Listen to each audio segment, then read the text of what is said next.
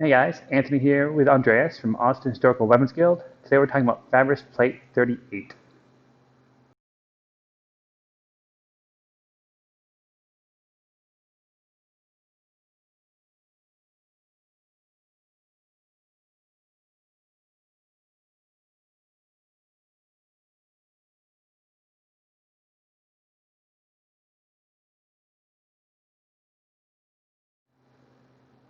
Plate 38 talks about a wound of a fourth against a fourth, and honestly, it's a incredibly simple plate, which once again just displays Fabris's dislike of cuts.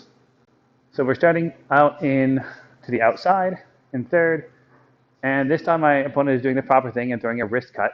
Fabris talks about 4 different types of cuts, one from the wrist, one from the elbow, one from the shoulder, and there's one from the shoulder where you keep your arm locked out and kind of drive through. I'm not going to break down the pros and cons of each because it's beyond the scope of what I'm doing right now. Let me just say they're there and they're options, they're things to think about and be aware of.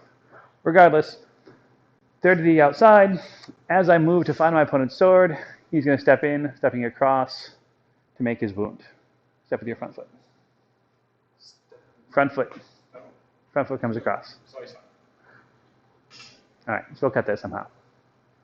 All right, so starting from third to the outside, as I move to find my opponent's sword, he's going to be stepping across with a cut from the wrist to make his wound. Right?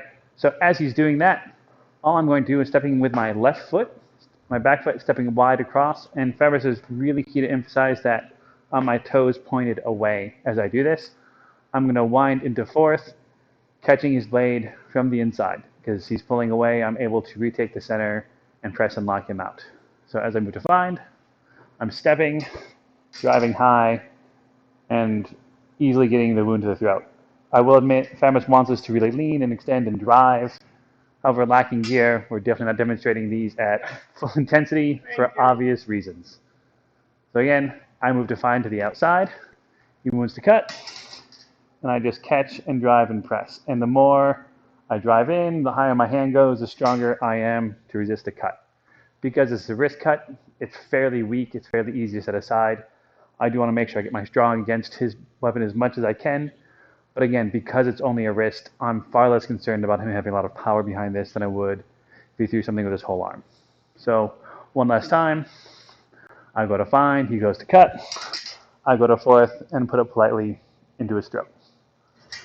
So again, this one's fairly straightforward, not a lot of nuance, not a lot of detail to get into. Short version is don't throw cuts with the rapier.